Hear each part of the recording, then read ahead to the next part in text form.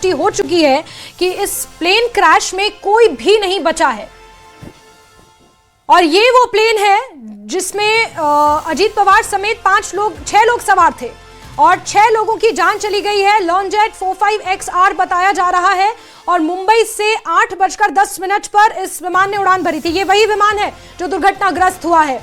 Baramati runway पर यह crash हुआ है, फ्यूल टैंक में आग लगी है, लेकिन हादसा किस वजह से हुआ आधिकारिक पुष्टि इसकी भी होनी बाकी है। मेडिकल बुलेटिन का इंतजार किया जा रहा है। अजीत पवार को लेकर भी आधिकारिक पुष्टि का इंतजार किया जा रहा है। जो सूत्र बता रहे हैं उसके मुताबिक इस प्लेन क्रैश में कोई भी नहीं बचा है, यानी कि एक भी सर्वाइवर नहीं है। इसमें प्लेन क्रैश में अजीत पवार के भी निधन की खबर है। और आपको बता दें कि पहली बार अजीत पवार ने 1982 में राजनीति में कदम रखा था। और आपको यह भी बता दें कि जिस बारामती वो जा रहे थे उसी बारामती से उन्होंने अपनी स्कूल की पढ़ाई पूरी की है। हाई स्कूल की पढ़ाई उन्होंने बारामती से ही हासिल की है।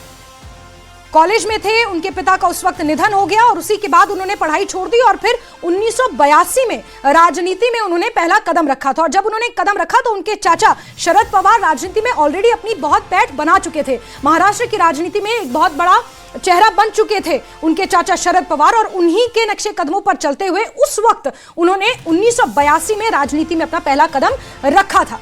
और उसी बारामती से उन्होंने हाई स्कूल, जिसे महाराष्ट्र में जूनियर कॉलेज कहा जाता है, उन्होंने बारामती से ही अपनी एजुकेशन हाई स्कूल की ग्रहण की थी और उसके बाद शिक्षा छोड़ दी और राजनीति में कदम रखा। और उसी बारामती में आज उनके निधन की खबर है। और ये वो विमान जो दुर्घटनाग्रस्त हुआ है। एक्सक्लूसिव तस्वीरें न्यूज़ 18 इस वक्त आपको दिखा रहा है। यही वो विमान है जिसने मुंबई से उड़ान भरी थी बारामती में। और महाराष्ट्र के कई जिलों में जिला परिषद के चुनाव हो रहे हैं और ऐसे में इन चुनावों में बीजेपी के खिलाफ कई पार्टियों ने मिलकर गठबंधन किया है। वहां की जो क्षेत्रीय राजनीतिक पार्टियां हैं उन्होंने मिलकर गठबंधन किया है और इसी वजह से महाराष्ट्र की राजनीति में एक उथल पुथल भी देखने को हालिया दिनों में मिल रही है। लेकिन इस बीच जो ये खबर है ये बेहद दुखद, एनसीपी के लिए ये बेहद दुखद खबर है। और अगर अजीत पवार की बात करें तो अजीत पवार ने जिस तरह एनसीपी को महाराष्ट्र में पहचान दिलाई, कई जिलों में जिस तरह से जनाधार उन्होंने हासिल किया, ये अजीत पवार की मेहनत और कार्यकर्ताओं के बीच उनकी लोकप्रियता का ही नतीजा रहा कि शरद पवार के बाद अजीत पवार ने जिस तरह पार्टी को संभाला था। हालांकि कुछ विधायकों के साथ बाद में वो अलग हो गए पार्टी से, ये उठापटक भी महाराष्ट्र की राजनीति में देखने को मिली जो चर्चा का विषय है। लेकिन उससे पहले अजीत पवार के निधन की एक खबर जिसने हर किसी को झकझोर कर रख दिया है। कोई बहुत ज्यादा उम्र नहीं थी, राजनीति में 66 साल के नेता को युवा ही कहा जाता है, एक यंग लीडर के तौर पर ही उनकी पहचान होती है। और ऐसे में 66 साल के अजीत पवार जो एनसीपी की कमान एक तरह से संभाले हुए थे अपने कंधों पर, महाराष्ट्र की राजनीति में एक प्रमुख पार्टी के तौर पर अगर एनसीपी उभर कर आई तो उसमें अजीत पवार का एक बहुत बड़ा रोल था। और अजीत पवार इस विमान हादसे में अब नहीं रहे। सुप्रिया सुळे जो उनकी कजिन है वो भी बारामती के लिए रवाना हो चुकी हैं। पुणे जिले में बारामती पड़ता है, बहुत ज्यादा दूर नहीं है, महज 100 किलोमीटर की दूरी पर है। पुणे ऑक्सफोर्ड ऑफ ईस्ट कहा जाता है और वहां पर भी उनकी एक बहुत बड़ी पैठ। और महाराष्ट्र की राजनीति में एनसीपी का क्या स्थान रहा है और शरद पवार का क्या स्थान रहा है। हालांकि अजीत पवार शरद पवार से अलग हो गए, उनके बीच के मतभेद सबके सामने खुलकर जाहिर हुए, लेकिन उसके बावजूद एनसीपी को उन्होंने किस तरह महाराष्ट्र में एक पार्टी के तौर पर स्थापित किया, उसमें अजीत पवार की एक अहम भूमिका हमेशा से रही है। लेकिन अब वही अजीत पवार महाराष्ट्र की राजनीति में एक जाना माना दिग्गज चेहरा नहीं रहे और उनके सियासी सफर को भी हम साथ ही साथ दिखा रहे हैं। 2010 में पहली बार महाराष्ट्र के उप मुख्यमंत्री बने, 2023 में एनसीपी से बगावत कर एनडीए में शामिल हो गए अपने कुछ गिने चुने विधायकों के साथ। 6 बार उप मुख्यमंत्री बने अजीत पवार, अलग अलग मुख्यमंत्रियों के तहत। साल 1982 में राजनीति में पहली बार उन्होंने एंट्री की। बारामती से लोकसभा चुनाव भी उन्होंने जीता, कई बार के वो विधायक भी रहे हैं और महाराष्ट्र के सरकार में रहते हुए कई महत्वपूर्ण मंत्री पद उन्होंने संभाले हैं, इसका उन्हें तजुर्बा भी है। राज्य सरकार में कृषि, ऊर्जा, योजना राज्य मंत्री के रूप में भी काम किया है और कृषि बिजली राज्य मंत्री के रूप में भी काम किया है। इसके बाद उनके चाचा शरद पवार जब 1992 और 1993 में मुख्यमंत्री बने तो उस वक्त भी ये राज्य में मंत्री रहे। 1999 में जब कांग्रेस और एनसीपी सत्ता में आई तो उन्हें विलासराव देशमुख की सरकार में सिंचाई मंत्री का कार्यभार संभाला गया था उनके द्वारा। 2023 से 2004 में सुशील कुमार शिंदे की सरकार में उन्हें ग्रामीण विकास का अतिरिक्त प्रभार दिया गया था और 2019 उनके करियर का सबसे महत्वपूर्ण और दिलचस्प साल रहा। 2019 में अलग अलग मुख्यमंत्री के अधीन उप मुख्यमंत्री की उन्होंने शपथ ली। देवेंद्र फडणवीस के साथ उप मुख्यमंत्री की शपथ ली, लेकिन फिर देवेंद्र फडणवीस बहुमत साबित करने में नाकाम रहे। फिर उद्धव ठाकरे मुख्यमंत्री बने तो उप मुख्यमंत्री तो उस वक्त भी उन्होंने उप मुख्यमंत्री के तौर पर शपथ ली और इस पर गिरिराज सिंह की भी प्रतिक्रिया आई है, सुनिए।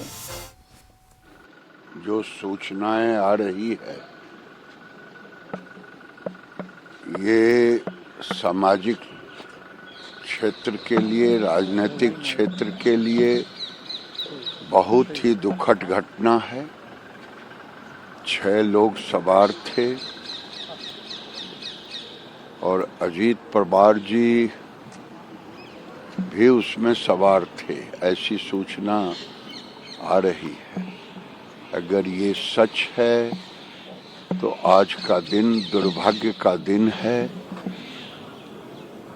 इतनी बड़ी दुर्घटना शायद हम पिछले दशक में ऐसी दुर्घटना कभी हमको दिखने को नहीं मिला। ये दिल को दहला देने वाली दुर्घटना है। भगवान करे उन सभी लोगों के परिवारों को शक्ति दें। इतनी बड़ी घटना, जो लोग उसमें सवार थे, ये बहुत बड़ी दुर्घटना है। केवल महाराष्ट्र सरकार के वो डिप्टी सीएम नहीं थे, बल्कि देश के एक जाने माने राजनेता थे। आज उनकी भरपाई शायद मुश्किल। तो गिरिराज सिंह ने कहा कि जाने माने नेता थे और इस क्षति की भरपाई करना शायद संभव नहीं है। 1982 में पहली बार राजनीति में कदम उन्होंने रखा था और उसके बाद बस वो आगे चलते चले गए। कई बार उन्होंने कैबिनेट मंत्री का पद भी संभाला। कई महत्वपूर्ण विभाग, कृषि, ऊर्जा और कई ऐसे विभाग उनके पास थे। प्रियंका चतुर्वेदी का क्या कुछ कहना है, सुनिए। मुझे बहुत ही शॉकिंग न्यूज़ है, दर्दनाक है और हृदय विदारक है। आपसी मतभेद रहे हैं पर उनके साथ मुझे काम करने का मौका भी मिला है और अत्यंत कमिटेड और हमेशा काम से काम रखने वाले एक व्यक्ति थे। और मैं पवार साहब को, सुप्रिया को, सुनेत्रा जी को, पार्थ को, जय को, सभी को अपनी संवेदनाएं व्यक्त करना चाहूँगी। और वो लाखों करोड़ों जो बारामती वाले हैं, महाराष्ट्र वासी हैं, उन सबको अपना संवेदनाएं व्यक्त करना चाहूँगी, क्योंकि वो एक महाराष्ट्र के एक, मैं कहूँगी, अमंग्स द यंगर लीडरशिप थी और काफ़ी प्रॉमिसिंग लीडरशिप थी। उनका इस तरीके से जाना बहुत ही दर्दनाक है। 5 बार से भी ज्यादा के विधायक। और इस बीच प्रधानमंत्री मोदी ने महाराष्ट्र के सीएम को फोन किया है। प्रधानमंत्री मोदी ने महाराष्ट्र के सीएम को इस हादसे को लेकर फोन किया है। देवेंद्र फडणवीस से इस हादसे के बारे में जानकारी हासिल की है। बड़ी खबर, प्रधानमंत्री मोदी ने भी महाराष्ट्र के बारामती में जो यह हादसा हुआ है, इसके मद्देनजर महाराष्ट्र के सीएम देवेंद्र फडणवीस से हादसे की जानकारी ली है। प्रधानमंत्री नरेंद्र मोदी भी इस हादसे पर नजर बनाए हुए थे और अब जो ये खबर सामने निकल कर आई है, वहीं इस वक्त की बड़ी खबर, गृह मंत्री अमित शाह ने भी हादसे की जानकारी हासिल की है और प्रधानमंत्री नरेंद्र मोदी ने भी महाराष्ट्र के मुख्यमंत्री देवेंद्र फडणवीस को फोन किया है और इस हादसे की जानकारी ली है। और आज बारामती में उनकी 4 सभाएं होने वाली थी। जिला परिषद इलेक्शन के मद्देनजर ये सभा महत्वपूर्ण थी। और बड़ी खबर आपको ये बता दें, बड़ी जानकारी कि खुद भी बारामती से ही ताल्लुक रखते थे अजीत पवार, और उसी जिले में जहां जन्मे वहीं से उनकी दुखद मौत की खबर भी सामने आई है। लेकिन इस बीच प्रधानमंत्री नरेंद्र मोदी ने, और न्यूज रूम से सीधे अबू हुरैरा हमारे साथ जुड़ चुके हैं। अबू, और क्या क्या जानकारियां मिल पा रही हैं, क्योंकि जो तस्वीरें बयां कर रही हैं वो बेहद दर्दनाक हैं। फ्यूल टैंक में ब्लास्ट होना और कोई भी नहीं बचा है। जितने लोग इस विमान में सवार थे सबकी जान चली गई है। अजीत पवार का जाना बहुत बड़ी क्षति। बिल्कुल जैस्मिन, बहुत दुखद देखिए पूरा हादसा है। और अब सोशल मीडिया पर और जो जानकारी निकल कर आ रही है कि सुबह 8:10 पर, जिस तरह से आपने हमारे दर्शकों को बताया कि सुबह 8:10 पर मुंबई एयरपोर्ट से ये प्राइवेट प्लेन था जिसने उड़ान भरी थी और बारामती जाने वाला था। 1 घंटा सफर करने के बाद ये इमरजेंसी में इसकी लैंडिंग होती है। लेकिन अभी तक जैस्मिन ये नहीं पता चल पाया है कि इमरजेंसी लैंडिंग क्यों कराई गई। क्या कुछ खराबी आई थी, क्या कुछ टेक्निकल प्रॉब्लम थी, या क्या कुछ प्रॉब्लम थी, किस वजह से इमरजेंसी लैंडिंग आखिर क्यों करनी पड़ी। और जिस वक्त इमरजेंसी लैंडिंग हो रही थी 9 बजे के आसपास, उसी वक्त ये बड़ा हादसा पेश आया। और जिस तरह से ये भी बताया जा रहा है कि जिस वक्त हादसा पेश आया उसी वक्त फ्यूल टैंक में दरअसल आग लग गई थी और उसके बाद यह हादसा, दरअसल पूरा का पूरा जो प्लेन था ये आग का गोला बन गया और उसमें 5 से 6 लोगों के मारे जाने की भी खबर है। और जिसमें दुखद खबर यह है कि अजीत पवार भी अब हमारे दरमियान नहीं रहे और अजीत पवार की भी इस दुखद हादसे में एक तरह से मौत हो गई है। लेकिन आपको बताते चलें जैस्मिन, जिस तरह से आप अभी दर्शकों को बता रही थी कि अजीत पवार बारामती जा रहे थे क्योंकि स्थानीय निकाय चुनाव चल रहे हैं और उन चुनाव की 4 जनसभाओं में आज अजीत पवार को शामिल होना था। यानी बारामती में 4, क्योंकि बारामती खुद उनका अपना एक तरह से आबाई इलाका है, उनका पैतृक इलाका है और यहां से अजीत पवार और पवार खानदान बहुत मजबूत माना जाता था। ये उसका एक तरह से अजीत पवार खानदान का पूरा ये एक तरह से गढ़ है और यहाँ पर हमेशा से अजीत पवार जो पवार खानदान है उसका दबदबा रहा है। और ऐसे में बिल्कुल अबू, और एक चीज और मैं बता दूं कि महाराष्ट्र में जैसे अजीत पवार को अजीत दादा पवार कहा जाता था क्योंकि दादा मतलब बड़ा भाई। और इसी तरह बारामती में जिस तरह उन्होंने हाई स्कूल की अपनी पढ़ाई पूरी की और जहां जन्मे वहीं पर उनकी मृत्यु हुई। और महाराष्ट्र की राजनीति के लिए ये बहुत बड़ी क्षति है अबू। हालांकि एनसीपी में भी जिस तरह के हालात हमने देखे शरद पवार के साथ, उनके जो डिफरेंसेस देखे हालिया दिनों में, और बड़ी बात यह है कि अभी जो हाल ही में बीजेपी के खिलाफ जिस तरह से उनके बयान, उनके तीखे तेवर देखने को मिल रहे थे, उसकी वजह से अजीत पवार हालिया दिनों में सुर्खियों में भी थे। और जिला परिषद चुनावों के दौरान बीजेपी के अगेंस्ट जो एक नैरेटिव उनके द्वारा गढ़ा जा रहा था अन्य पार्टियों के साथ मिलकर, उसकी वजह से भी अजीत पवार सुर्खियों में थे। बिल्कुल जैस्मिन, आपने बिल्कुल सही कहा। देखिए अजीत पवार का पूरा सियासी करियर अगर आप उठाकर देखिए 1980 और 1992 से लेकर और 1980 से उनका करियर दरअसल आप देखिए तो उन्होंने कोऑपरेटिव सोसाइटी में पहला चुनाव लड़ा था और उसके बाद वो कहीं ना कहीं एक तरह से पॉलिटिक्स में सरगर्म हुए थे। और शायद अजीत पवार वो नाम है जो महाराष्ट्र की सियासत में सबसे ज्यादा उप मुख्यमंत्री की सीट पर सबसे ज्यादा दिन एक तरह से रहे। तो 1981 में जो 80 में जो पॉलिटिक्स शुरू की थी अजीत पवार ने, और आप देखिए कि 1991 यानी 1991 में वो बारामती से ही लोकसभा सांसद एक तरह से चुनकर आए थे 1991 में। तो बारामती से बहुत गहरा ताल्लुक उनका है। बाद में उन्होंने राज्यसभा की राजनीति में सक्रिय भूमिका निभाई, यानी राज्य की सियासत में, स्टेट की सियासत में, और महाराष्ट्र विधानसभा के भी सदस्य वो कई बार बने, जिस तरह से आप दर्शकों को बता रहे थे। और इसके अलावा आप देखिए कई बहुत अहम पोर्टफोलियो भी अजीत पवार के पास रहे। डिप्टी सीएम तो वो मौजूदा में थे ही, बहुत बड़ी जिम्मेदारी उनके कंधे पर थी। इसके अलावा चाहे सिंचाई विभाग की बात करें, जल संसाधन की बात करें, कृषि, ऊर्जा, वित्तीय और योजना एवं विकास, ये तमाम जिम्मेदारियां दरअसल अजीत पवार निभा चुके थे। और अजीत पवार के बारे में एक खास बात अगर जैस्मिन हम आपको बताएं, किसानों के मुद्दों को लेकर हमेशा वो बहुत मुखर रहते थे और हमेशा किसानों के मुद्दे वो उठाते रहते थे। इसी वजह से महाराष्ट्र का एक बड़ा किसानों को जो तबका था वो अजीत पवार से एक तरह से जुड़ा हुआ रहता था और किसानों के मुद्दे और किसानों के मुद्दे को लेकर एक आंदोलन और उस पर प्रोटेस्ट और एहतजाज करना, और यही कहीं ना कहीं अजीत पवार की सियासत को एक तरह से इतनी दूर तक लेके गया कि वो कई बार। बड़ी बात 1995 में अजीत पवार पहली बार उन्होंने बारामती से ही चुनाव लड़ा था, पुणे जिले के बारामती से और पुणे संभाग के बारामती से, और वहीं से वो जीते थे और 5 बार से भी ज्यादा की विधायक, इस बार 6ठी बार शायद विधायक बने थे। बिल्कुल देखिए सही जैस्मिन, आपने बिल्कुल सही कहा। और पहली बार 1990 में उन्होंने यहाँ से सांसद बने थे, एमपी चुनकर आए थे, और उसके बाद आप देखिए कि कई बार फिर उसके बाद वो एमएलए रहे, कई बार वो मिनिस्टर भी रहे और अब डिप्टी सीएम थे। और शायद जिस तरह से मैं इससे पहले बता रहा था, अब वो 1 मिनट में आपको यहाँ पर रोकना चाहूंगी। ये हॉस्पिटल के बाहर की तस्वीरें हैं, बारामती से ये तस्वीरें सामने आई हैं और उनके समर्थक देखिए, जैसे कि मेरे सहयोगी न्यूज रूम से भी बता रहे थे, एक किसान नेता के तौर पर भी उनकी पहचान थी। जमीन से जुड़े हुए मुद्दों के साथ हमेशा से उन्होंने अपनी राजनीति में अपनी पकड़ बनाई, क्योंकि जमीनी मुद्दों पर फोकस किया। बारामती जिला पुणे संभाग का, और यहीं से क्योंकि ये उनका अपना पैतृक गांव जिसे कहते हैं वो इलाका है, और बारामती से ही पहला विधायकी का चुनाव भी उन्होंने 1995 में लड़ा था, और अब इसी बारामती में, इसी बारामती की मिट्टी में वो समा गए। और यहाँ पर उनके समर्थक किस तरह पहुंचे हैं, खचाखच भीड़ अस्पताल के बाहर है। ये आप तस्वीरें देख रहे हैं, ये अजीत पवार के समर्थक हैं, अजीत दादा पवार के तौर पर जिस तरह से उनकी पैंठ थी राजनीति में। और ये तस्वीरें अस्पताल से के बाहर से सामने आई हैं, खचाखच अस्पताल के बाहर उनके कार्यकर्ताओं का, उनके चाहने वालों का, एनसीपी के नेताओं का जमावड़ा यहाँ पर लगा हुआ है। और अबू लगातार न्यूज रूम से बने हुए हैं हमारे साथ। अबू, ये अस्पताल से तस्वीरें सामने आई, और जैसा आप जिक्र कर रहे थे कि किसानों को लेकर हमेशा से वो मुखर रहे हैं, किसान आंदोलन चाहे हो या आम जनता से जुड़े हुए मुद्दे चाहे हो, उनको लेकर हमेशा से वो अपनी आवाज़ बुलंद करते रहे हैं। और देखिए, ये वो तस्वीर है, कोई भी रुक नहीं पा रहा है।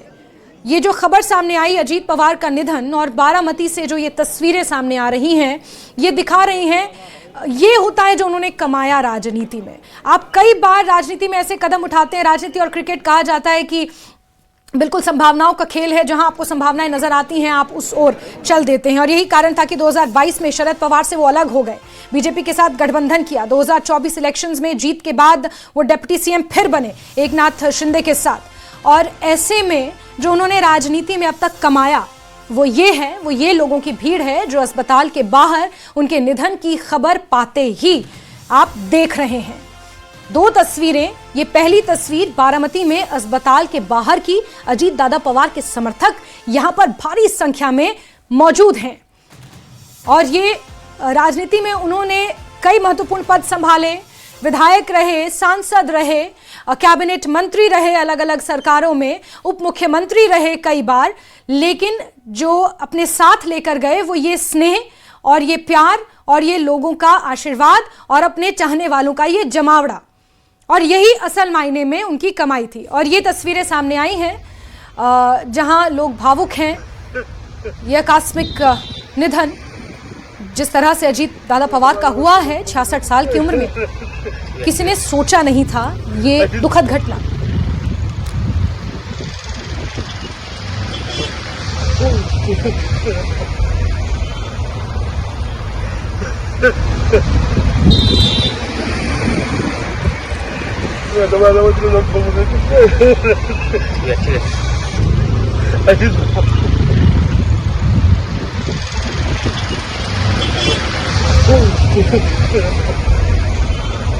ये वाकई बहुत अनएक्सपेक्टेड और बड़े इत्तेफाक की बात है कि जिस जगह आपने जन्म लिया, जो आपका पैतृक गांव है, और उसके बाद वहां से निकलकर बारामती एक छोटा सा ज़िला है और किसानी बागवानी वहां के लोग करते हैं।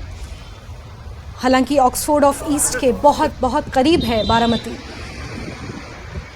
लेकिन एक छोटी सी जगह से निकलकर, और अजीत पवार को राजनीति में पहचान यूं ही नहीं मिली। कई सालों की मेहनत है, कई सालों की जद्दोजहद है, और उसके बाद उन्होंने महाराष्ट्र की राजनीति में अपनी पकड़ को मजबूत किया है। महाराष्ट्र की राजनीति में अपनी पैंच बनाना, अपनी पकड़ बनाना, जहां पर राजनीति के इतने धुरंधर बैठे हों, बाला साहिब ठाकरे जैसे दिग्गज नेताओं की पार्टियां, लेकिन क्रैप हुआ और उसके बाद स्फोट हो गया उसका जबरदस्त।